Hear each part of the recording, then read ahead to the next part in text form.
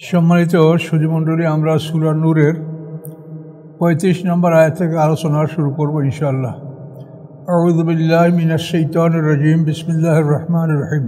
আল্লাহু নূরুস সামাওয়াতি ওয়াল আরদ মাসালু নূরি কামিশকাতিন ফিহা মিসবাহ আল মিসবাহু ফি জুজাজাতিন আল জুজাজাতু কান্নাহা কাওকাবুন দুররিয়্যুন ইউকাদু মিন শাজারাতিন মুবারাকাতিন যাইতুনাতিন লা শারকিয়াতিন ওয়ালা গারবিয়া ইয়াকাদু যাইতুহা ইউযিউ ওয়ালাউ লাম তামসাসহু নার নূরুন আলা নূর ইয়াহদিল্লাহু লিনূরিহি মান ইয়াশা ওয়া ইয়াদরিবুল্লাহুল আমসালা লিন-নাস আল্লাহু বিকুল্লি শাইইন আলিম। খুব বড় একটা আয়াত এবং এটা কোরআন শরীফের যে জটিল আয়াতগুলি তার মধ্যে এটা একটা জটিল আয়াত। আমরা সহজে এটা বোঝার চেষ্টা করব ইনশাআল্লাহ, আল্লাহ তৌফিক দেওয়ার মালিক। এখন আসেন তর্জমা।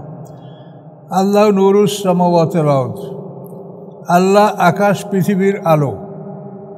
এই আকাশ পৃথিবীতে আমরা যা কিছু দেখতে পাচ্ছি, এই আকাশ পৃথিবীর আলো হচ্ছেন আল্লাহ তাআলা। আকাশ পৃথিবীকে আলোকিত করেন আল্লাহ তাআলা।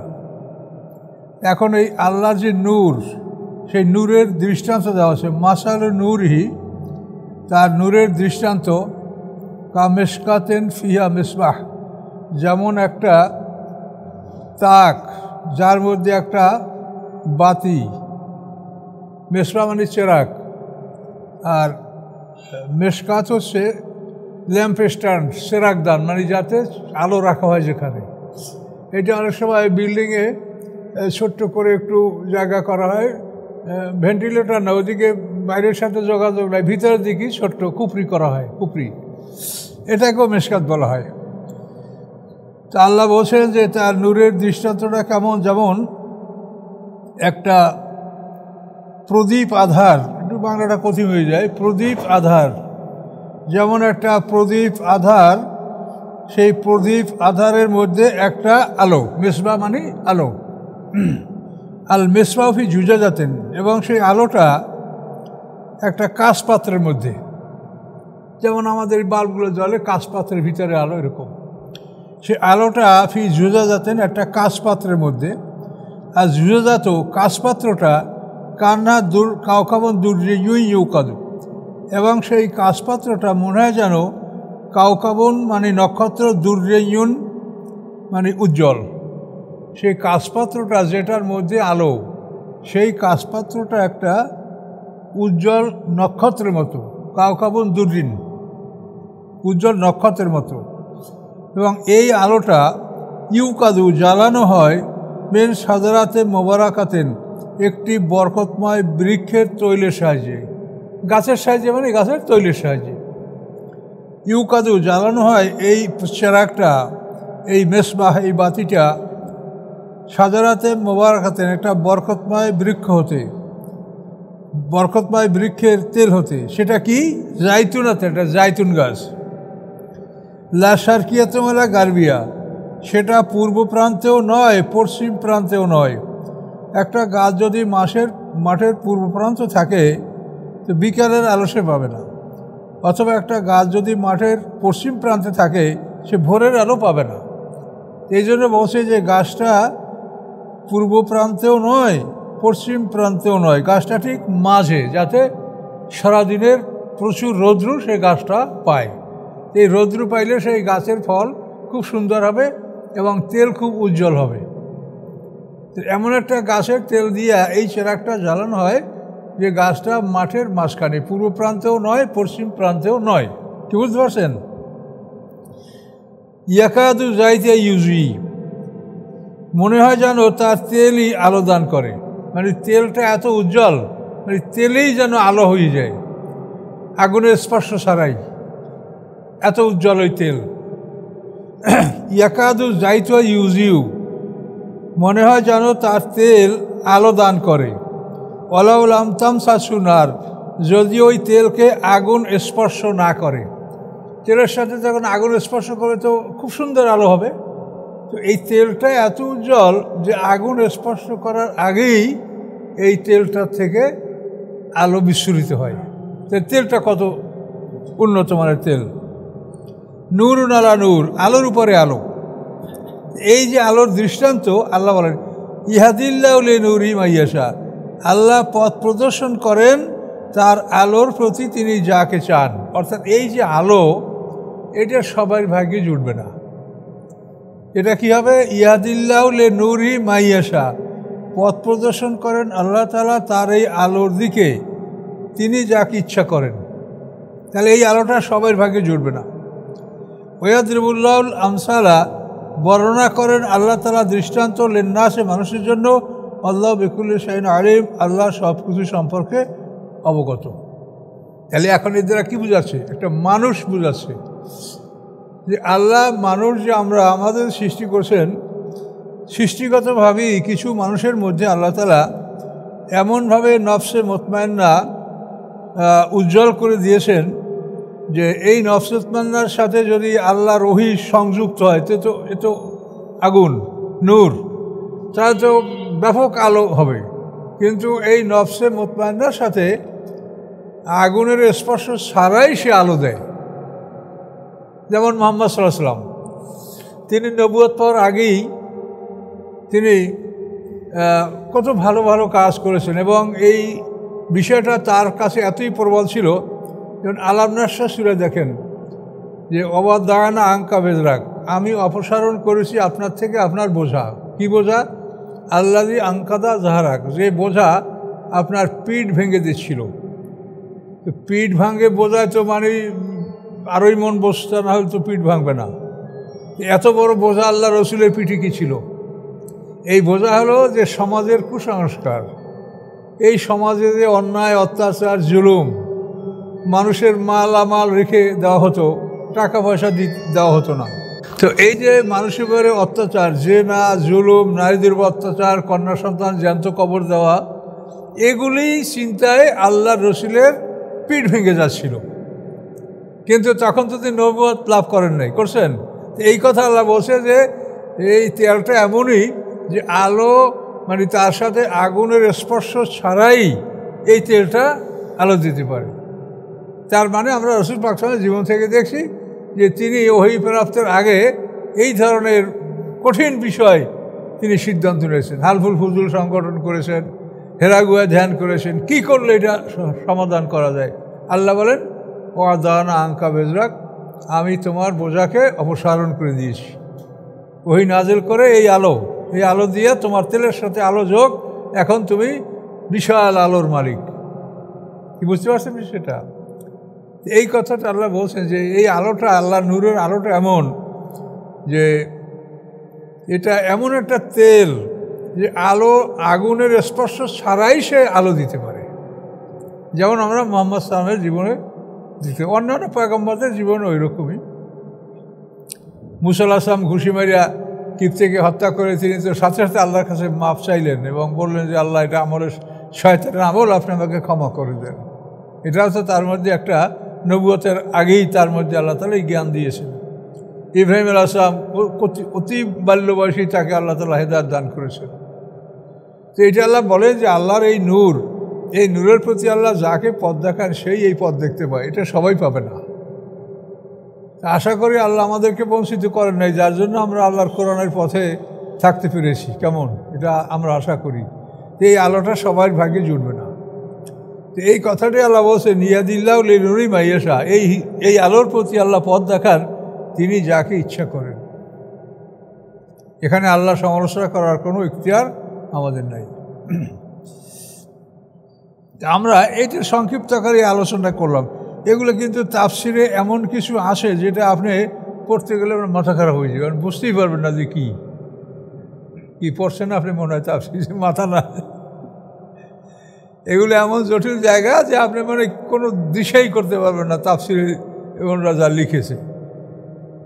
কাজে এটা আমরা সহজে জিনিসটাকে সংক্ষেপ করে নিয়ে আসি যে আসলে বিষয়টা এই যে এই তেলটা এমন তেল যে আগুনের ছোঁয়া ছাড়াই, আগুনের স্পর্শ ছাড়াই ওই তেলটাই আলো বিচ্ছুরিত করতে পারে। এটা হলো মানুষের মধ্যে যে আল্লাহ তাআলা জন্মগতভাবে যে নফসে মুতমাইন্না দান করেছেন, এটা খুব শক্তিশালী। তাদের জন্মগতভাবেই তারা ভালো কাজ করে। এটা হলো একজন মোমেনের দৃষ্টান্ত, আল্লাহর নূর। এই আল্লাহর নূর যে মোমেন লাভ করে তারা ভাগ্যবান। এখন সামনে দেখলে আরও ক্লিয়ার হবেন। ফি বুয়ুতিন আযনাল্লাহু আন তুরফা। এখন এই মোমেনের এই বাতি যেটা আলো বলা হলো, এর অবস্থানটা কোথায়? এই মোমেনের অবস্থান হলো ফি বুয়ুতিন, এমন একটা ঘরের মধ্যে আযনাল্লাহু আন তুরফা, অনুমতি দিয়েছেন, আদেশ দিয়েছেন আল্লাহ তাআলা যে আন তুরফা, যে সেই ঘরকে যেন উঁচু করা হয়। উঁচু করা মানে সম্মান করা, সেই ঘরকে যেন সম্মান করা, অর্থাৎ আল্লাহর ঘর, মসজিদগুলি। এই ঘরে এই নূরের মানে অধিকারী মোমেন এই ঘরে অবস্থান করবে এবং সেই ঘরে ওয়ুজ করা ফি হাসমহু, এবং সেই ঘরে আল্লাহর নাম স্মরণ করা হয়। ইউসাব্বিহু, এবং পবিত্রতা ঘোষণা করা হয় আল্লাহর, ফিহা, ওই ঘরে, বেল গুদুব্বি আল আসার, সকাল সন্ধ্যায়। তাহলে এই নূরের অধিকারী, এই নূর যে লাভ করেছে এই মোমেন এই ঘরে অবস্থান করে। তাহলে বিষয়টা আমাদের জন্য হালকা হয়ে গেল, আর অত জটিল নেই। সামনে আরও বলছেন এই নূর যারা লাভ করেছে তাদের অবস্থা কি। রেজালুন, তারা এমন কতগুলি পুরুষ, লা তুলহিম তেজারাতুন ওয়ালা বায়ুন আন যিকরিল্লাহ, গাফেল রাখে না তাদেরকে ব্যবসা বেচা কিনা আল্লাহর স্মরণ হতে। এ কিন্তু ওই মানুষ যে আলো প্রাপ্ত, তারই কথা। রেজালুন, তারা এমন কতগুলি মানুষ, লা তুলহিম, তাদেরকে গাফেল রাখে না, অমনোযোগী রাখে না, তেজারাতুন, ব্যবসা, ওলা বায়ুন, এবং না বেচা কিনা, আন যিকরিল্লাহ, আল্লাহর স্মরণ হতে, ওয়া ইকামিস সালাতে, নামাজ প্রতিষ্ঠা হতে, ওয়া ইতা জাকাতে, জাকাত প্রদান হতে, ইয়াখাফুনা ইয়াওমান, তারা ভয় করে এমন একটা দিনকে, তাতাকাল্লাবু ফিহিল কুলুব ওয়াল আবসার, যেদিন মানুষের হৃদয় এবং চক্ষু উল্টে যাবে। হৃদয় এবং চক্ষু উল্টে যাবে, অর্থাৎ ভয়ঙ্কর দিন, পরকাল, বিচারের দিন। এই দিনকে তারা ভয় করে। ইয়াখাফুনা ইয়াওমান, তারা এই দিনটাকে, এই মহাদিবসকে তারা ভয় করে। এই মহাদিবস কেন হবে? লিয়াজিয়াহুমুল্লাহু আহসানা মা আমিলু, পুরস্কার দিবেন তাদেরকে আল্লাহ তাআলা উত্তম মা আমিলু, যা তারা করেছে, তারা যা করেছে তার উত্তম বিনিময় আল্লাহ দান করবেন। ওয়াজিদু মিন ফাদলিহি, এবং আরও বাড়িয়ে দেবেন স্বীয় অনুগ্রহ হতে, আল্লাহ নিজের অনুগ্রহতে আরও বাড়ায় দেবেন। যা পাওনা তা তো দেবেন, আরও স্বীয় অনুগ্রহ থেকে আরও বাড়াইয়া দেবেন।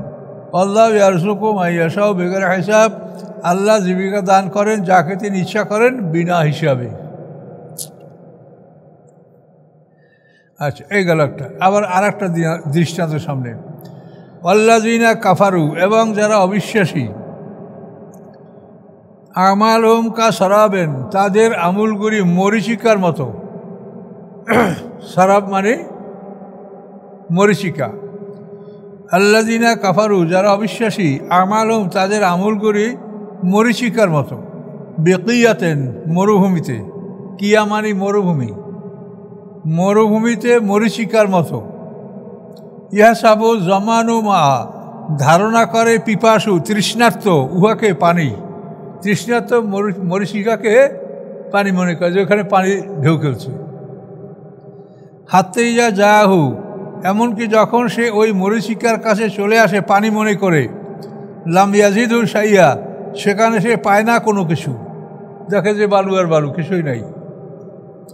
কিন্তু অজাদ আল্লাহ ইনদাহু, সেই মরীচিকার কাছে যখন সে পানির রেশায় দৌড়িয়ে যাবে, পাবে আল্লাহ তাআলাকে, সে সেখানে আল্লাহ হাজির। সেখানে আল্লাহ কি করবেন? ফাফা হিসাবহু, এই পুরাপুরি নেবেন আল্লাহ তাআলা তার হিসাব। সে যে কত ক্লান্ত, পানির আশায় মরীচিকার কাছে দৌড়িয়ে গেছে, পানি তো নাই, সেখানেই আল্লাহ তাআলা বলবেন হিসাব বুঝিয়ে দাও। কত ভয়ঙ্কর। ফাওয়াফাহু হিসাবহু, পুরোপুরি বুঝিয়ে নেবেন আল্লাহ তাআলা তার হিসাব। আল্লাহ সারিউল হিসাব, আল্লাহ তাআলা দ্রুত হিসাব গ্রহণকারী। তাহলে এটা হলো পরকালে যে 50,000 বছরের সময়টা দিন, 50টা দৃশ্য হবে, এই একটা তার দৃশ্য। যে কাফেররা তারা মরুভূমির মধ্যে মরীচিকার মতো মনে করে, ওইখানে পানি। আমি যখন মদিনা যাচ্ছিলাম মক্কা থেকে, আমি তো 500 কিলোমিটার দূরত্ব, তা আমার সাথে একটা লোক ওই মরুভূমির দিক তাকাই বলে যে এই দেখি নদী তুফান হচ্ছে। মানে ওই বালুর মধ্যে এমন দৃশ্যটা মনে হয় আমাকে বলছে যে এখানে বড় নদী তুফান হচ্ছে, তুফান আর নদী এটা মরুভূমি, এটার নামই মরীচিকা। এবং অনেক প্রাণী এই মরীচিকাকে পানি মনে করে সেখানে গিয়া পানি না পায়, সেটা তো মরে যায়। তাহলে অবিশ্বাসীদের পরিণামটা কত ভয়ঙ্কর। আর একটা দৃষ্টান্ত, আওকা জুলুমাত বাহারের লুজ্জেন, অথবা যেমন অন্ধকার গভীর সমুদ্রের মধ্যে, জুলুমাত মানে অন্ধকার, ফি মানে মধ্যে, বাহারের লুজ্জেন গভীর সমুদ্র, অথবা যেমন অন্ধকার গভীর সমুদ্রের মধ্যে, ইয়াকশাহু মাউজুন ঢেকেছে সেই সমুদ্রকে তুফান, মানে সমুদ্রের পানিটা স্বাভাবিক না, তুফান চলছে। ইয়াকশাহু মাউজুম মেম ফাউকি মাউজুন, তুফানের পরে আবার তুফান, ভয়ঙ্কর তুফান। মেম ফাউকি সাহাবুন, তার উপরে আবার মেঘ। তাহলে কী হলো? জুলুমাতুন বাজুয়া ফাউকাবাজ, অন্ধকার একের উপরে আরাক। সমুদ্রে ঢেউ, ঢেউয়ের উপরে ঢেউ, তার উপরে আবার মেঘ, কালো মেঘ। তাহলে এখন এই মেঘের ছায়া এবং ঢেউ এগুলি মিলিয়ে সমুদ্রের তলদেশটা কেমন অন্ধকার হতে পারে, কীরকম অন্ধকার হতে পারে এখন বোঝেন। ইদা আখরাজা ইয়াদাহু, যখন সে বের করবে তার হাতখানা সামনে, লামিয়াকা দেরাহা, সম্ভব হবে না যে সে তার হাতখানা দেখবে। নিজের চোখের সামনে হাতখানা বের করলে তা দেখতে পাবে না, এত গভীর অন্ধকার। অমান লামিয়া জালিল্লাহু লাহু নূরান ফামা লাহু নূর, এবং লামিয়া জাল করবেন না আল্লাহ তাআলা যার জন্য আলো, আল্লাহ তাআলা যার জন্য আলো সৃষ্টি করবেন না, ফামা লাহু মিন নূর, তার জন্য কোনো আলো হবে না। এখন হাসরের মাঝে একটা দৃশ্য, হাসরের ময়দানটা আল্লাহর নূরের আলোকে আলোকিত হবে, সূর্য থাকবে না। ও আশরাকাতের আযো বেনূরি রব্বে, কোরআন আয়াত, যে রবের নূরের আলোকে হাসরের ময়দানটা আলোকিত হবে। আল্লাহ তাআলা হঠাৎ করে তার নূরের আলো বন্ধ করে দেবেন, বন্ধ করে দেওয়ার পরে ময়দানটা এরকম অন্ধকার হয়ে যাবে।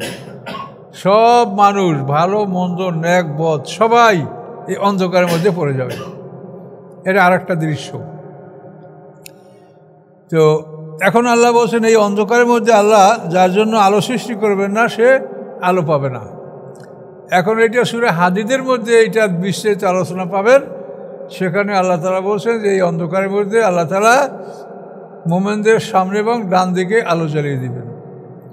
নূরুম ইয়াসা বাইনা আইদিহিম ওয়া বিআইমানিহিম, সামনে যে আলোটা আসবে এটা হলো তার ইমানের আলো, আর ডান দিকের আলো হলো তার আমলের আলো। এই দুই আলো মুমিনদেরকে জ্বালিয়ে দেওয়া হবে। কাফেরদের আলো একেবারেই জ্বলবে না, আর মুনাফিকের আলো জ্বলবে নিভবে, জ্বলবে নিভবে।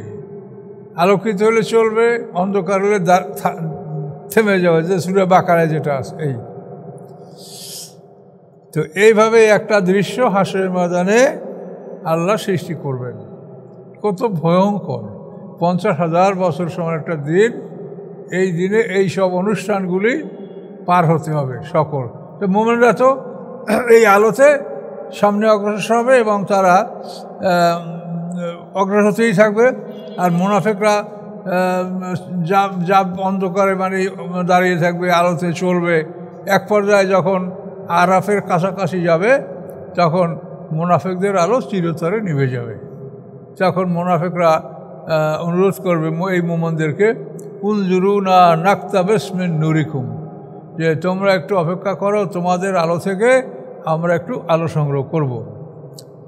এটা যখন বলবে মুনাফিকরা, তার আলো আর জ্বলছে না, তখন একটা আওয়াজ হবে মাঠে। কে দিবে? আল্লাহ, যে আল্লাহর পক্ষ থেকে আওয়াজ হবে, কিলার জিউ আরাকুম ফালতামিসু নূরা, বলা হবে পিছনের দিকে ফিরে যাও, পিছন থেকে আলো নিয়ে আসো। তখন ওরা মনে করবে যে তাহলে আলো পিছনে। এই মনে করে যখন ওরা পিছনের দিকে ফিরবে, তখনই মুমিন আর মুনাফিকের মধ্যে একটা ফাঁকা জায়গা সৃষ্টি হবে। এই জায়গার উপরে মুহূর্তের মধ্যে আল্লাহ তাআলা একটা প্রাচীর তৈরি করে দেবে। এই প্রাচীরটার নাম হচ্ছে আরাফ। কি বলতে পারছেন? এটা সব কোরআনেই এইভাবে বলা আছে। তো এই প্রাচীর সৃষ্টি হয়ে যাওয়ার পরে এই প্রাচীরের ভিতরের দিকে যারা থাকবে তারা মুমিন, আর বাইরের দিকে এরা কাফের। তো এখানে যে কথাটা বলা হচ্ছে যে পিছনে ফিরে যাও, সেখান থেকে আলো নিয়ে আসো। এই কথার অর্থ কী? এ কথার অর্থ হলো যে এই যে আলো, এটা জ্বালানোর জায়গা পিছনে, মানে দুনিয়ায়।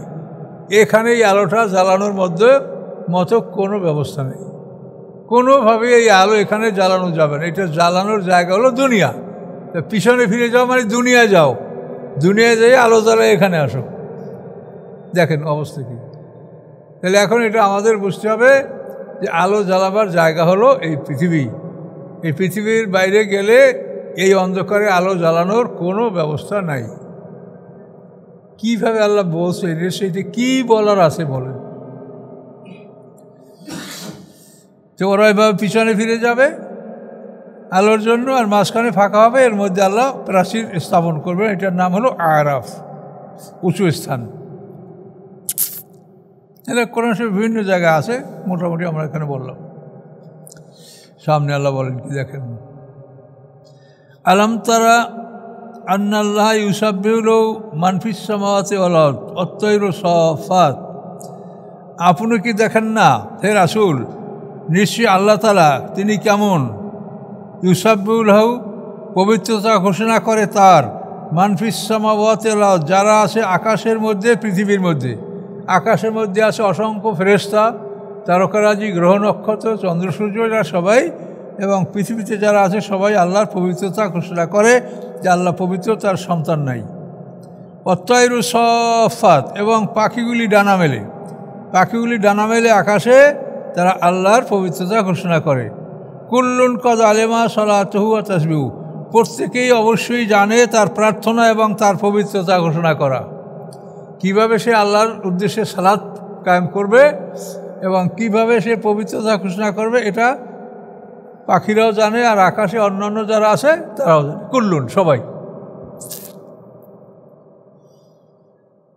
আল্লাহ আলিমুম বিমা ইয়াফআলুন, আল্লাহ জানেন যা তারা করে, তাদের সমস্ত কর্ম সম্পর্কে আল্লাহ তাআলা অবহিত। আর সকল প্রাণী তাকে যেভাবে আল্লাহ তাআলা নির্দেশ দিয়েছে সেভাবেই সে তার সালাত এবং তাসবিহ আদায় করতেছে, প্রার্থনা এবং পবিত্রতা। ওয়ালিল্লাহি মুলকুস সামাওয়াতি ওয়াল আরদ, আল্লাহ মালিক, আল্লাহ তাআলা রাজা, মুলক রাজত্ব, মুলকুস সামাওয়াতে আকাশের রাজত্ব, ওয়াল আরদ পৃথিবীর রাজত্ব, এগুলি সব আল্লাহর। আকাশ পৃথিবীর সার্বভৌমত্ব, আকাশ পৃথিবীর রাজত্ব, এটা আল্লাহর।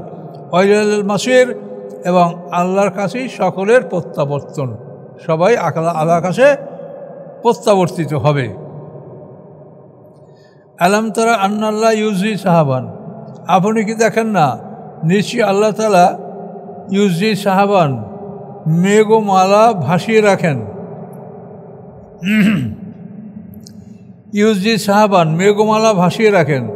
সুম্মা ইউআল্লিহু বাইনাহু, অথবা তিনি তাদেরকে একত্রিত করেন, ভাসিয়ে রাখেন, তারপরে তাদেরকে ইউআল্লিহু বাইনাহু, আপোষে একত্রিত করেন। সুম্মা ইয়াজআলু রুকামান, তারপর তাদেরকে খণ্ড খণ্ড করেন। ফাতারাল ওয়াদকা, আপনি দেখতে পাবেন, ওয়াদকা মানে বৃষ্টি, ইয়াখরুজু বের হচ্ছে, মিন খিলালিহি তার মাঝখান থেকে।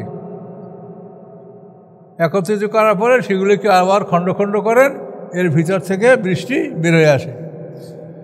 ওয়ুনাজ্জিলু, এবং তিনি নাজেল করেন, মিনাস সামায় আকাশ হতে, মিন জেবালেন পাহাড়, মানে পাহাড় সমতুল্য মেঘ, মেঘগুলি পাহাড়ের মতো দেখা যায়। তিনি অবতীর্ণ করেন, নাজেল করেন আকাশ থেকে, মিন জেবালেন পাহাড়, ফিহা মিন বারাদেন, উহার মধ্যে রয়েছে শিলাখণ্ড, বরফ, শিলা বৃষ্টি হয় না, এই বারাদেন মানে শিলাখণ্ড। ওই পাহাড়সমূহ, পাহাড় সমতুল্য মেঘের মধ্যে রয়েছে শিলাখণ্ড। ফায়ুসিবু বিমা ইয়াশা, তিনি আঘাত করেন ওই শিলাখণ্ড দ্বারা তিনি যাকে ইচ্ছা করেন। এগুলো গরু, মহিষ, মানুষের উপর পড়লে মানুষ মরে যাবে, বড় বড় শিলাখণ্ড। ওয়াসিফু আম্মা ইয়াশা, এবং ফিরিয়ে রাখেন তিনি যার থেকে ইচ্ছে করেন, যার থেকে ইচ্ছা করেন আল্লাহ তাআলা এটা ফিরিয়ে রাখেন, আঘাত করেন না। ইয়াকাদু সানা বারকি ইয়াযহাবিল আবসার, মনে হয় যেন সম্ভবত বিদ্যুতের উজ্জ্বলতা, সানা মানে উজ্জ্বলতা, আলো, মনে হয় যেন বিদ্যুতের উজ্জ্বলতা, ইয়াযহাবু বিল আবসার, তাদের চক্ষুগুলি নিয়ে যাবে, অর্থাৎ দৃষ্টিশক্তি কেড়ে নেবে, দৃষ্টিশক্তি নষ্ট হয়ে যাবে। এত বিদ্যুতের আলো এত ভয়ঙ্কর, তাকানো যায় না তার দিকে। ইউকাল্লিবুল্লাহু লাইল ওয়ান নাহার, পরিবর্তন ঘটান আল্লাহ তাআলা দিন এবং রাতের মধ্যে। এই যে পরিবর্তন এখন আমাদের ঘটছে, হ্যাঁ, এতদিন আমরা 7টায় মাগরিব পড়তাম, এখন 7টায় আমরা এসা পড়তে পারছি। ইউকাল্লিবুল্লাহ লাইল ওয়ান নাহার, পরিবর্তন ঘটান আল্লাহ তাআলা দিবারাত্রির মধ্যে, রাত এবং দিনের মধ্যে। রাতকে বড় করেন, দিনকে ছোট করেন, আবার দিনকে বড় করেন, রাতকে ছোট করেন। ইন্না ফি যালিকা লাইবরাতাল লিউলিল আবসার, নিশ্চয়ই এর মধ্যে রয়েছে নসিহত, উপদেশ উলিল আবসার, চক্ষুষ্মানদের জন্য, যাদের চোখ আছে। চোখ তো সবাই আছে, জীব জানোয়ারের আছে, কিন্তু এখানে উলিল আবসার মানে চক্ষুষ্মান মানে জ্ঞানী, বিচক্ষণ, এদের জন্য এর মধ্যে নিদর্শন রয়েছে যে কীভাবে এখন আস্তে আস্তে রাতটা বড় হচ্ছে, আবার কিছুকাল 2-3 মাস পরে আবার আস্তে আস্তে দিনটা বড় হতে শুরু করবে। এই যে সূর্যের লাইন পরিবর্তন করে দেওয়া দৈনিক, এটা কে করে? আল্লাহ ছাড়া ওখানে কেউ যেতেও পারে না, যাওয়ার চিন্তাও করতে পারে না। আল্লাহু খালাকাকুল্লা দাব্বাতিন মিন মাইন, আল্লাহ সৃষ্টি করেছেন সকল দাব্বা মানে প্রাণী। দাব্বা শব্দ অর্থ বিচরণকারী, যারা চলাফেরা করে, এরা দাব্বা, বিচরণকারী। আল্লাহ সৃষ্টি করেছেন সকল বিচরণকারীকে মিন মাইন, পানি হতে, মানে সৃষ্টি উৎসটাই পানি, বীর্য বা সিমেন্স, এটা পানি। আল্লাহ খালাকা কুল্লা দাব্বাতিন মিন মাইন, আল্লাহ সৃষ্টি করেছেন সকল বিচরণশীল প্রাণীদেরকে পানি হতে। ফামিনহুম মাইয়ামশি আলা বাতনি, তাদের মধ্যে হতে মান কতক ইয়ামশি চলে, আলা বাতনি পেটের উপরে, পেটের উপরে ভর করেছিল। সরীসৃপও, সাপ, কেঁচো, এই যে টিকটিকি, এরকম গুই সাপ, কত প্রাণী বুকের উপর ভর করে চলে। বাতনি অমিনহুম মাইয়ামশি আলা রিজলাইন, তাদের মধ্যে কতক আছে যারা দুপার উপরে ভর করে চলে। মানুষ এবং আরও বহু প্রাণী 2 পার উপরে ভর করে চলে। বহু পাখি মানুষের মতো 2 পা, হ্যাঁ। তো বহু প্রাণী আছে যে ইয়ামশি আলা রেজলাইনে, যারা চলে 2 পার উপরে। অমিনহুম, তাদের কতক আছে মাইয়ামশিল আরবায়ন, যারা 4 পার উপরে চলে, 4টে পাও, যেমন গরু, ছাগল, ভেড়া 4 পার উপরে চলে। এছাড়া আরও আছে, আরও বেশি পাওয়ালা প্রাণীও আছে, যাদের অনেকগুলো পা আছে, হাত আছে, এরকম প্রাণীও আছে। ইয়াখলুকুল্লাহ মায়াশা, আল্লাহ সৃষ্টি করেন যা তিনি ইচ্ছা করেন। ইন্নাল্লাহ আলা কুল্লি শাইইন কাদির, নিশ্চয় আল্লাহ তাআলা সব কিছুর উপরে ক্ষমতাবান। ওয়ালাকাদ আনজালনা আয়াতিন মুবায়্যিনাত, নিশ্চয় আমি নাযিল করেছি আয়াতসমূহ স্পষ্ট, পরিষ্কার আয়াতসমূহ। আল্লাহু ইয়াহদি মাইয়াশা, আল্লাহ পথ প্রদর্শন করেন মাইয়াশা, যাকে তিনি ইচ্ছা করেন। কোথায় পথ প্রদর্শন করেন? ইলা সিরাতিন মুস্তাকিম, সরল রাস্তার দিকে, সরল রাস্তার দিকে আল্লাহ পথ দেখান যাকে তিনি ইচ্ছা করেন। ওয়াকুলুনা আমান্না বিল্লাহি ওয়া রাসূল, তারা বলে আমরা ঈমান এনেছি আল্লাহর প্রতি এবং রাসূলের প্রতি। ও আতানা, এবং আমরা আনুগত্য করেছি, এটা বলে। সুম্মা ইয়াতাওয়াল্লা ফারিকুম মিনহুম, অতঃপর ফিরে যায় একদল তাদের মধ্যে হতে। সুম্মা, পরে ইয়াতাওয়াল্লা, ফিরে যায়, ফারিকুন, একদল, মিনহুম, তাদের মধ্যে হতে। মিন বাদে যালিকা, ইহার পরে, মানে এই স্বীকৃতি দেওয়ার পরে। ওমা উলাইকাল মুমিনুন, যারা ফিরে যায় তারা মোমেন নয়, তারা মুরতাদ, তারা কাফের। মুরতাদের বিচার হলো হত্যা। এই সমস্ত মানে মুনাফিক বিচার আচারের ক্ষেত্রে, বিভিন্ন ক্ষেত্রে আল্লাহ রাসূলের আনুগত্য করতে চায় না। মুসলমানদের নিজেরা মুসলমান দাবি করে বিচার চায়, মানে কাব্যেন আশরাফ ইহুদি এদের বিচার পছন্দ করে, মুসলমানদের বিচার, আল্লাহ রসুলের বিচার পছন্দ করে না। এইসব লোকদেরকে বলা হয়েছে যে এরা আসলে মোমেন না। ওয়াইজা দুউর আল্লাহ ও রাসূলি, যখন ডাকা হয় তাদেরকে আল্লাহর দিকে এবং তার রাসূলের দিকে। কেন ডাকা হয়? লিয়াকুমা বাইনহুম, যে তাদের মধ্যে ফয়সালা করে দেওয়া হবে।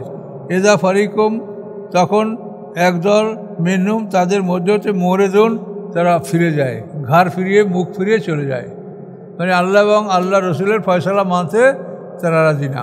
তারা ইহুদিদেরকে সালিশ মানে, যেহেতু তাদেরকে ঘুষ দিয়ে রায় করা যাবে, আর মুহাম্মদ সাল্লাল্লাহু মানলে তো এইটা চলবে না। তো এইভাবে যারা করে তারা মুনাফিক। তো কোরআন সূরা নিসার মধ্যে এরকম বহু ঘটনা বর্ণিত হয়েছে যে আল্লাহ রসুলকে তারা সালিশ মানতে রাজি না। এবং আল্লাহ রসুলের ফয়সালার বিরুদ্ধে একজন উমর ফারুকের কাছে গেছিল বিচারের জন্য। ওমর ফারুক তো তাকে হত্যাই করে ফেলেছিলেন। এটা ঘটনা সূরা নিসার মধ্যে গেছে। তাহলে আল্লাহ এবং আল্লাহ রসুলের ফয়সালা যদি অমান্য করে কেউ, তাহলে তারা মুমিন না। তাই আমরা কি, আমরা তো আল্লাহ এবং আল্লাহ রসুলের অনেক হুকুম অমান্য করছি, তবে আমরা অনিচ্ছায় করছি।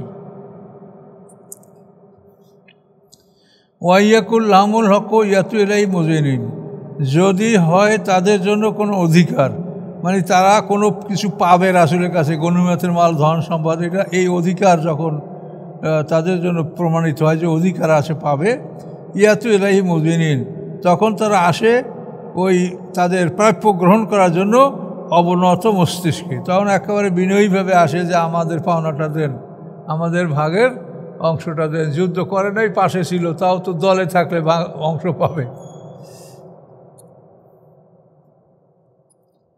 আল্লাহ বলেন আফি কুলুবে মারাদুন, তাদের অন্তরে কি ব্যাধি, আমের তাবু, অথবা তারা সন্দেহ পোষণ করে। কি সন্দেহ? আমিয়া খাফু না, অথবা তারা ভয় করে, আইয়া হাইফাল্লাহ আলাইকুম রাসূলু, যে অবিচার করবেন তাদের উপরে আল্লাহ এবং তার রাসূল, আল্লাহ এবং তার রাসূল তাদের উপরে অবিচার করবেন, এরকম কোনো ভয় আছে? যার জন্য রাসূলকে তারা সালিশ মানে না, তার ফয়সালা মানতে রাজি হয় না। বাল উলাইকুমুজ জালিমুন, বরং এরা জালেম। আর জালেম ফাসেক কাফের একই, এরা জালেম।